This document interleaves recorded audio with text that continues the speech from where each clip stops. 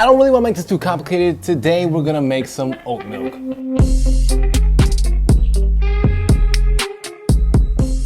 It seems like people are always trying to mimic Oatly oat milk for its creaminess and the texture and the beautifulness of that oat milk.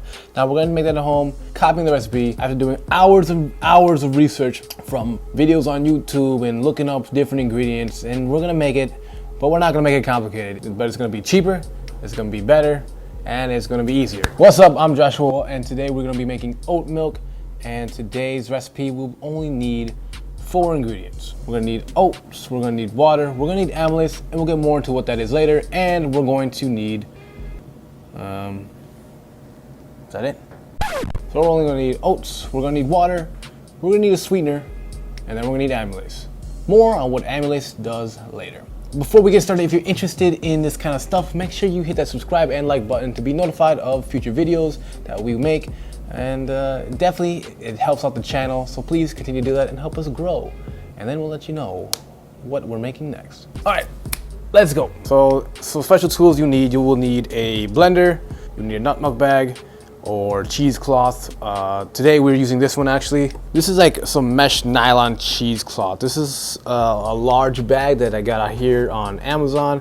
And basically what we're gonna do is we're gonna strain our oat milk through here so that we can make sure that it's nice and creamy. We will also need a thermometer because we will be cooking this product to about 145, 150 degrees to deactivate the amylase.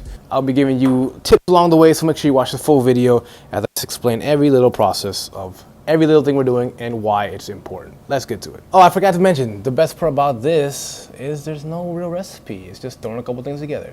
We're gonna do things in ratios. So 4 parts water, 1 part oats. Today we're using rolled oats. Next ingredient is our water. This is ice cold water. I just measured it out. Like I said, we're using 4 parts water, 1 part oats. And what that means is, let's say our measuring unit is a cup. We're using 1 cup of oats and 4 cups of water. That's simple. If we're using 1 quart of oats, we're gonna be using 4 quarts of water. That conversion is real simple, and that's why I like cooking with ratios. It's important to use cold water because we don't actually want to cook the oats at this point. We want cold water so that the texture of the oats can remain the same, and then we're gonna bring it up to temperature to deactivate the enzymes amylase. We got our oats. Once we got the oats, then we're gonna add our water. We're going to add our amylase.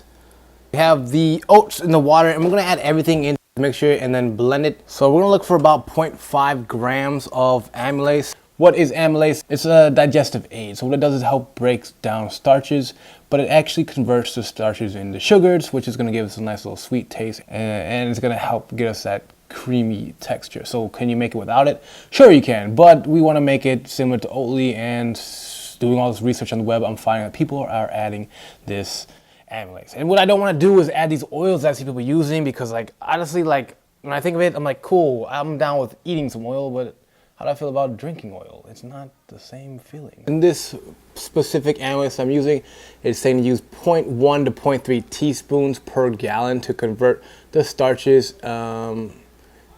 into fermentable sugars. But in this case, I'm just going to use about 0.5 grams. To this already, I'm gonna add my sweetener of choice. Today, I'm gonna use brown sugar just because I have it and it's closest to me and I like brown sugar. Boom, boom, boom.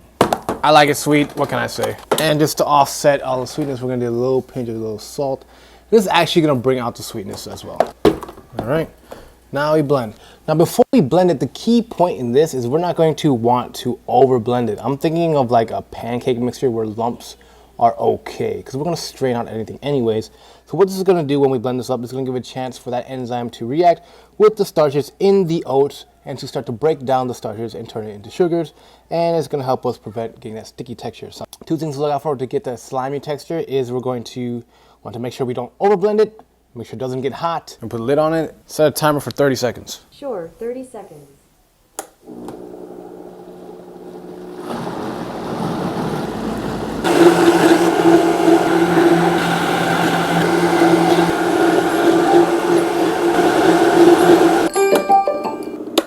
And that's it, we're done. Oat milk, donezo. Just kidding. Not that simple, but it is pretty simple. So notice it's still chunky, still runny, but it's also the oats have broken up just a bit. So now we can actually go in and taste it. The sweetness is at a good level for me. Now we're going to bring up the temperature just to deactivate the amylase. It is still chunky. We still have some chunks of oats, which is fine. You could probably blend it a little bit longer, but I would definitely not go any more than 30 seconds. We're just gonna continue to stir and stir constantly. We wanna stir constantly just so it doesn't stick or burn. And today I'm gonna be using my thermometer, so we're already sitting at about 113 degrees right now, which is that's up there. But like, this gets pretty hot. This camp stove is pretty ridiculous. That's pretty insane. Now the gradual speed I see it heating up, I wanna make sure that I'm gonna stop a little bit earlier because I'm at 130 already.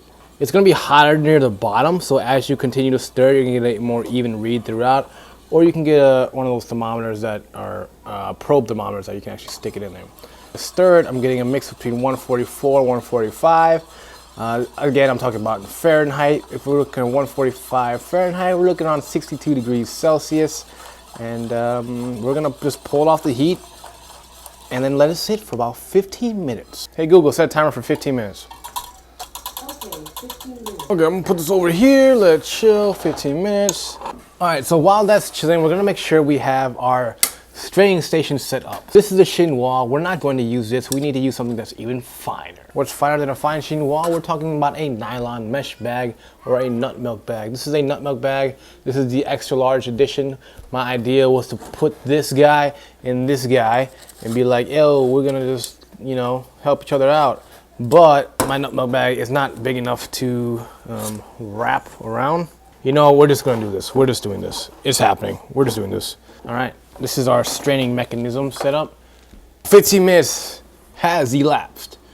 Now for our next. I don't know why I did the zoom like that, but anyway. So here is the oats. This is what it looks like after about the 15-minute chill. So now notice it is not slimy. It still has that nice drip factor. It is not thick, which is great, excellent. So now we're going to strain it in our nut milk bag. Whoa. All right, so now I'm going to go ahead and put some gloves on just because I don't like the idea of squeezing my milk with my bare hands and then drinking it. I don't know why. There's probably nothing wrong with it as long as my hands are clean. But like for me, the idea of like running liquids through my hands and then drinking it after is not very appealing. Even though there's probably nothing wrong. It's just personal. Here we are. Notice it's all here. All that excess oats, you know what I mean? So at this point, I'm not gonna squeeze it too hard, right? So what I noticed, you still see a little steam, so it might be a little hot for some people, and you can definitely sit a little bit longer or chill it over an ice bath. But for me, I don't have any feelings in my hands or my heart anymore. Just kidding. Basically, we're just gonna squeeze it. I'm not gonna squeeze it too hard because I don't want any of this excess like pulp to slide through, because notice that's going to be thicker. Then I can show you, because like right now if I squeeze it and I get this on my fingers, notice that this part is going to be a little thicker than what is down here right now. And there you have it, your easy homemade oat milk recipe. Now what you do with your homemade oat milk is up to you. I am a cereal kind of person, and if you want to see a video where I actually taste test a bunch of different non-dairy milks with cereal to see which one tastes best, you can find that down in the link down below. You can also see the video where we froth oat milk and almond milk to see which one froths the best. In the meantime, I'm gonna grab me a bowl of cereal and enjoy it with my freshly made homemade oat milk. Make sure you're subscribed, hit that button down below, and stay tuned.